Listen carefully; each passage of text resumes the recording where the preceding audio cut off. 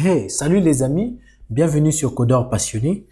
Nous continuons avec la formation. Aujourd'hui, nous allons implémenter l'ensemble des méthodes que nous aurons besoin pour interagir avec notre base de données locale.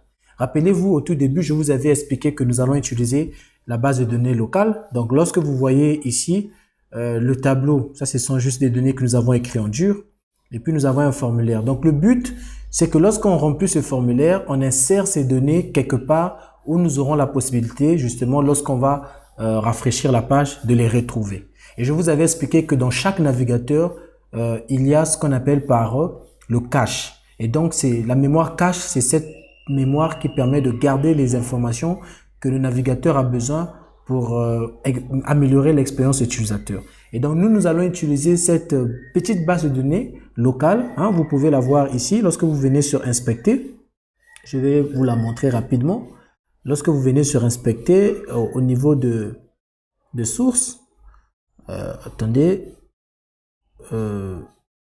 l'application, vous allez voir ici, nous avons le storage. Donc, à l'intérieur ici, ce storage, en fait, permet au fait d'enregistrer les informations. Et vous pouvez voir la limite, au fait, le nombre de mégabytes qui sont alloués pour cet espace-là.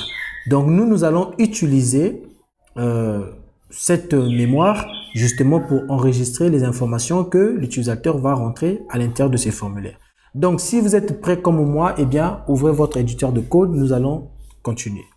Et juste un rappel, dans cette série, nous allons voir le Composition API parce qu'il y a des gens qui m'écrivent pour poser la question, est-ce que nous allons voir le Composition API? Évidemment que nous allons l'étudier. Mais parce que je veux vraiment démystifier Vue.js, donc je commence avec le Option API, c'est-à-dire cette façon de faire. Hein, je vous ai expliqué que au tout début qu'il y avait le Composition API et puis il y avait le Option API. Donc le Option API, c'est cette façon de faire qui est propre à Vue.js depuis la version 1.2. Et donc, à partir de la version 3, nous avons le Composition API qui est une autre façon de faire, une autre façon de déclarer toutes ces méthodes, etc. mais qui va vraiment nous rendre la vie encore plus facile. Donc, ne vous inquiétez pas. Si vous vous préoccupez par rapport au Composition API, nous allons le voir dans cette série. Donc, sans plus tarder, je vais donc venir ici, je vais créer un fichier que je vais appeler API.js, d'accord? Et à l'intérieur de ce fichier, je vais commencer donc par déclarer quel sera le nom de ma base de données. Donc ici, ma base de données, je vais l'appeler par studentDB, ok? Donc studentDB. Et là, je vais tout simplement dire studentDB, d'accord? Donc là, c'est le nom de ma base de données. Alors, je vais créer des fonctions qui vont permettre au fait d'accéder à cette base de données. Donc, comment on fait? Pour accéder à la base de données, donc je vais créer une fonction que je vais appeler getLocalDB. Donc, cette fonction, je vais tout simplement vérifier. Donc, je vous explique local storage.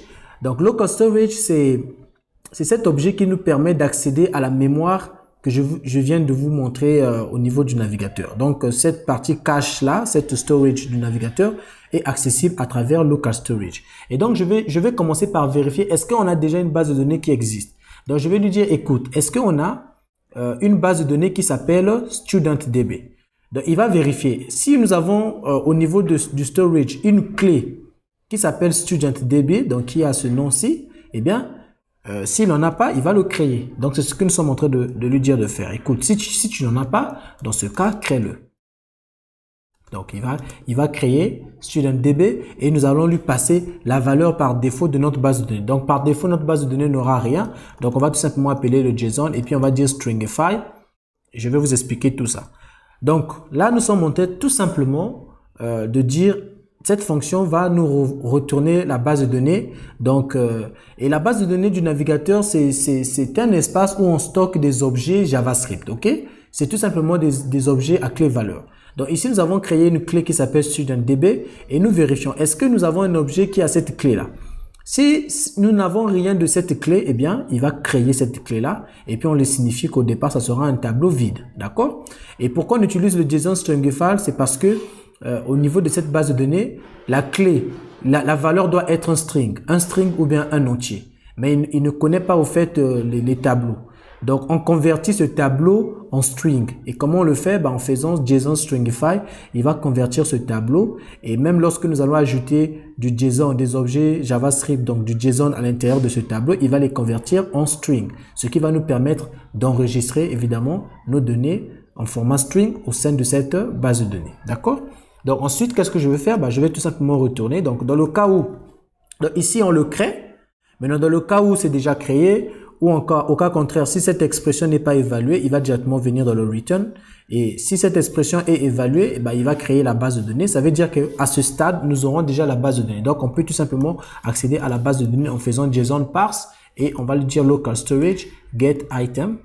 Donc, je vais vous expliquer. Et get item, on va lui dire studentDB. Voilà.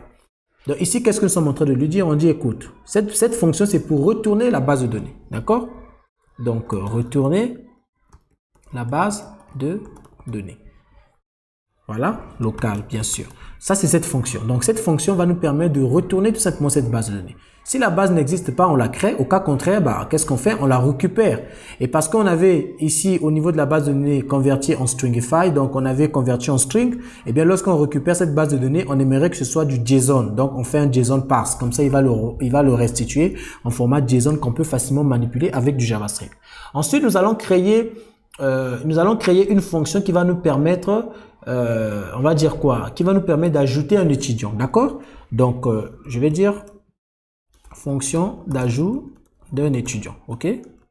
Rapidement. Donc, on va créer une fonction ici. On va dire add to local, si vous voulez, studentDB. Bon, add student. On va faire court. Add student. Et ici, on va lui passer un étudiant, d'accord? Et qu'est-ce qu'on fait? Donc, cette fonction va tout simplement permettre d'ajouter un étudiant. Et donc, ce que nous allons faire dans cette fonction, premièrement, on va commencer par récupérer la base de données. D'accord? Donc, si vous vous rappelez, on avait notre fonction getLocalDB que nous avons créée ici. Là. Donc, c'est cette fonction que nous allons appeler. Donc, une fois cette fonction appelée, ensuite, je vais récupérer l'étudiant, donc l'étudiant qui a été créé. Et il s'agit ici d'attribuer un identifiant à notre étudiant. OK? Pourquoi on va attribuer un identifiant? L'identifiant nous permettra, comme le nom le stipule, c'est-à-dire qu'on va identifier de façon unique un étudiant dans l'ensemble dans l'ensemble des données qui seront stockées dans cette base de données. Donc, on va faire étudiant ID. Et ici, on va créer au fait un ID. Donc, on va tout simplement générer un ID en utilisant la date. Et puis, on va le convertir en string. OK? Donc, en faisant de cette façon, nous aurons ici au fait une date en millisecondes. Et puis, on va le convertir en string. Ça va nous donner au fait l'identifiant. OK? Ensuite, une fois que nous avons notre ID, tout ce qu'on va faire, on va récupérer notre base de données et on va lui dire push. Rappelez-vous, notre base de données, c'est tout simplement un tableau.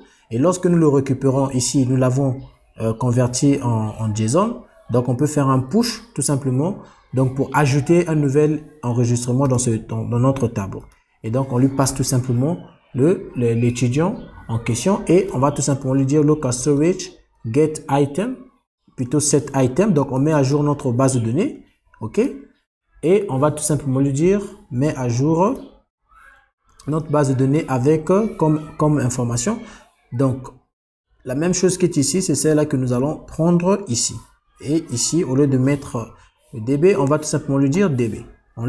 Donc, on lui repasse la même base de données. Comme ça, il va écraser au fait les anciennes informations par rapport aux nouvelles. Donc, la nouvelle information va comporter notre nouvel étudiant que nous venons de mettre ici. Alors, pour éviter que j'ai à répéter toutes les fois cette ligne, je vais créer une fonction ici qui va permettre de mettre à jour la base de données. Donc, mettre à jour la base de données. D'accord? La fonction va s'appeler updateDB. Et il va récupérer la base de données comme paramètre. Et je vais tout simplement prendre tout ce qui est ici. Et je vais le mettre ici. Et là, je vais tout simplement appeler updateDB. Et on lui passe le DB. Donc, c'est cette fonction qui sera appelée. Et nous avons DB et nous avons DB également ici. Donc là, nous avons fait la fonction d'ajout. À présent, les amis, nous allons créer une fonction qui va permettre de mettre à jour l'étudiant. D'accord? Donc, on va ici dire fonction pour mettre à jour l'étudiant. OK? On va l'appeler update student. et il va prendre comme paramètre un étudiant, bien évidemment. Et donc ici, je commence par récupérer ma base de données, getLocalDB. Ensuite, je vais faire une chose. Alors, il faut réfléchir comment on va mettre à jour l'étudiant. Nous avons notre base de données ici, là. Il nous faut un moyen de trouver à l'intérieur de notre base de données, de retrouver au fait l'étudiant qui a été ajouté par rapport à son identifiant. Donc, il nous faut un moyen de retrouver cet étudiant, de modifier ces informations et de nous renvoyer au fait la base de données avec les nouvelles informations mises à jour.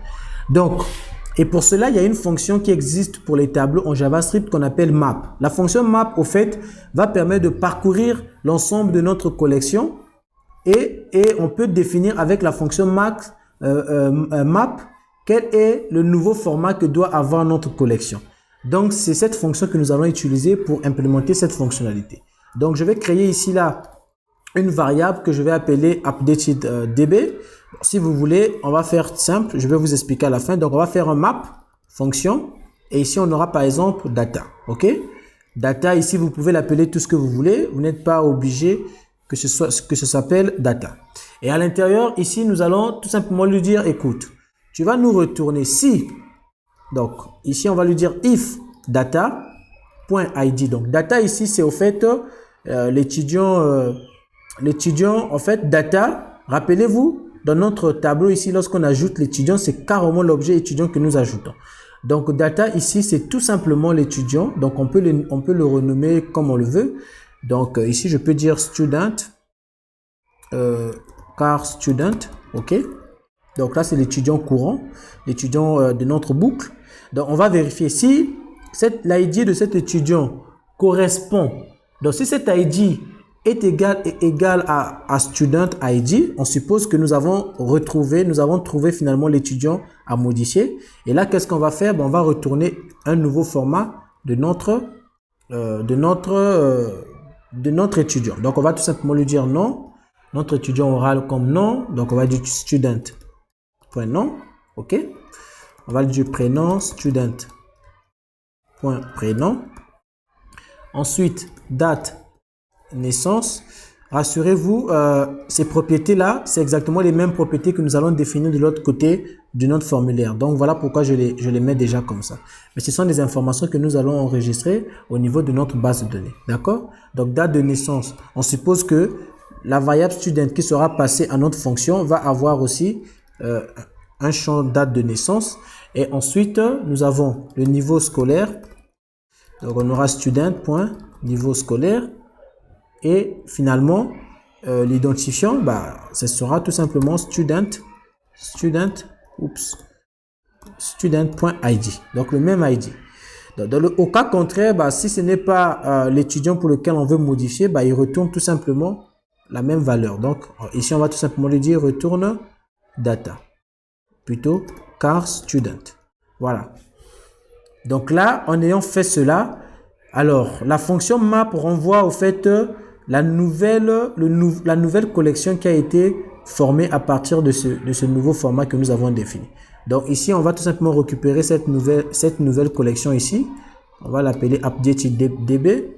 Et tout juste là, je vais appeler ma fonction updateDB et je lui passe mon updatedDB. Voilà. Donc, rappelez-vous, cette fonction va tout simplement mettre à jour notre base de données ici. Donc là, nous avons fini avec la mise à jour. On va aller sur la fonction de suppression. Donc, fonction pour supprimer un étudiant. OK? Donc, ici, là, delete student. Et ici, on va également prendre le student à supprimer. Donc, on récupère la base de données, toujours getLocalDB. Ensuite, nous allons supprimer notre étudiant. Donc, pour supprimer l'étudiant, il n'y a rien de bien simple. On va utiliser toujours les fonctions qui viennent avec les tableaux qui permettent au fait de filtrer. Donc, on va filtrer dans la collection, dans notre tableau, et qui est en l'occurrence ici notre base de données. Donc, on va filtrer dans ce tableau et on va omettre l'étudiant qui aura l'ID de l'étudiant qui sera fourni en paramètre. Donc, cette fonction de filtre va retourner un nouveau tableau. et ce tableau aura des informations filtrées. OK? Donc, je vous montre rapidement comment on va le faire. Donc, on va dire updated ici, là, updated db. Et là, on va dire db.filter. Et ici, dans la fonction filtre, on va lui dire qu'est-ce qu'il va faire. Donc, on va lui dire, écoute, tu vas filtrer ici. Tu auras par exemple car student. Et là, notre filtre va se baser sur quoi? On va lui dire, tu vas filtrer, tu vas récupère tous les étudiants, sauf l'étudiant dans l'ID. OK? Là où l'ID est différent, par exemple, de cela. Donc, on est en train de lui dire, écoute, on aimerait que tu récupères tous les étudiants qui n'ont pas, au fait, cet ID. Donc, on va dire ici student.id. Donc, il va parcourir notre base de données et il va vérifier, OK, à chaque ligne, à chaque itération, il récupère l'étudiant en cours, il vérifie. Est-ce que son ID correspond à l'ID de l'étudiant qui est fourni là? Si ça ne correspond pas, eh bien, il va garder cet étudiant, ainsi de suite. Lorsqu'il va trouver l'étudiant qui aura pour ID, l'ID de l'étudiant qui a été fourni en paramètre, eh bien, qu'est-ce qu'il va faire? Il va tout simplement l'ignorer.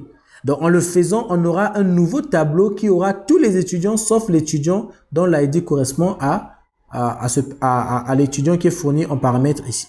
Et donc, on aura notre nouveau tableau. Qu'est-ce qu'on fait à la fin? On appelle tout simplement notre fonction updated qui va une fois de plus mettre à jour notre tableau. Donc là, nous avons fini avec la suppression. On va également créer une fonction qui va permettre de récupérer l'étudiant par rapport à son ID. Donc, on va l'appeler récupérer get student. OK? Et ici, on récupère par rapport à son ID. Donc là, on n'aura qu'à lui passer un identifiant. Et pour cela, la même chose, on récupère la base de données get local db. Ensuite, nous allons appeler notre fonction de filtre. Donc ici, on va dire student. OK, on récupère notre étudiant. Et donc ici, on va lui dire, tu vas tout simplement nous envoyer notre étudiant. Donc, tu vas filtrer à l'intérieur ici. Et là, tu vas trouver donc des paramètres. Et on va lui dire, tu vas filtrer là où data.id est égal à l'ID fourni en paramètre. Donc, on aimerait récupérer à l'intérieur de notre collection uniquement la collection dont l'identifiant, au fait, correspond à celle que nous avons fournie ici. Et donc, étant donné que la fonction filtre en temps normal nous renvoie un tableau, OK? Donc, nous devons en fait lui dire de nous retourner une seule valeur. Donc, pour ce faire, on va venir ici et on va tout simplement lui dire, écoute, étant donné que la fonction filtre renvoie un tableau, donc ici, on va vérifier est-ce que la fonction, donc ici, on va dire filter, OK, filter db, et on va lui dire est-ce que filter db.length, d'accord? Donc ici, on veut tout simplement vérifier est-ce que nous avons un enregistrement. Si nous avons un enregistrement, eh bien, qu'est-ce qu'on va faire? On va tout simplement lui retourne filter db et envoie-nous cet enregistrement. Donc nous, on sait que ici, nous aurons un tableau. Donc si ce tableau est supérieur à 0, ça veut dire qu'il y a au moins un élément. OK? Et s'il y a au moins un élément, nous, tout ce qui nous intéresse, c'est de récupérer le premier élément qu'il va trouver. Parce que, rappelez-vous, on veut récupérer un seul étudiant, pas tous les étudiants.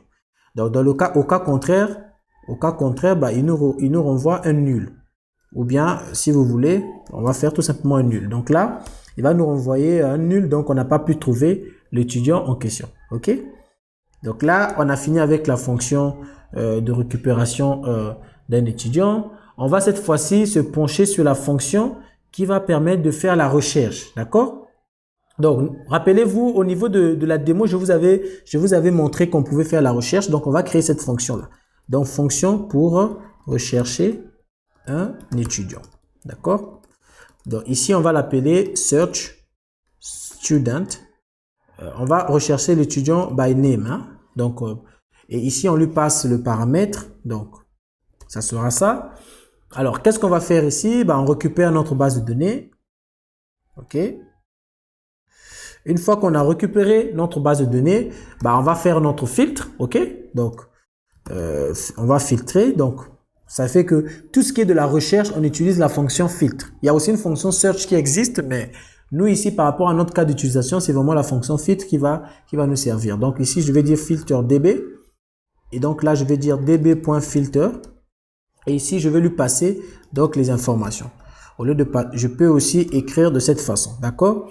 Alors ici, qu'est-ce qu'on va faire? On va lui dire, écoute, tu vas filtrer par rapport à là où tu vas trouver, là où, donc data, non, je vais rendre tout en minuscule, donc tout, lower case. Donc c'est une fonction qui va nous permettre tout simplement de rendre en minuscule le nom de l'élément qu'il aura trouvé dans la base de données. Parce qu'on veut faire la recherche par nom et on n'aimerait pas que notre recherche soit fortement, j'ai envie de dire, on n'aimerait pas au fait que si au niveau de la base de données, l'étudiant, son nom, c'est Bonvi avec B majuscule et que au niveau de la recherche, on écrive en minuscule, que cela ne nous trouve pas cet étudiant. Donc, on aimerait au fait ne pas considérer les minuscules. Donc, pour cela, on va ramener tout en minuscule, ok? Donc, tout ce qui était en majuscule, minuscule, tout sera en minuscule. Comme ça, on va mieux faire notre recherche. Donc, data.non et on va lui dire, écoute, vérifie si à l'intérieur du nom, à chaque fois que tu vas boucler, vérifie est-ce que le nom là, à l'intérieur, ça correspond à quelque chose, ça correspond au nom que nous avons envoyé ici. Là. Donc, je vais vous expliquer tout à l'heure. Donc, on va lui dire include name to lowercase également. Et ensuite, on va faire également la même chose pour le prénom. Donc, on va copier tout simplement ici. Et là, on va lui dire prénom, name to lowercase. Voilà. Donc, je vous explique ce que nous sommes en train de faire là. Mais avant tout que je finisse avec ma fonction, donc on va retourner juste le nouveau tableau filter db.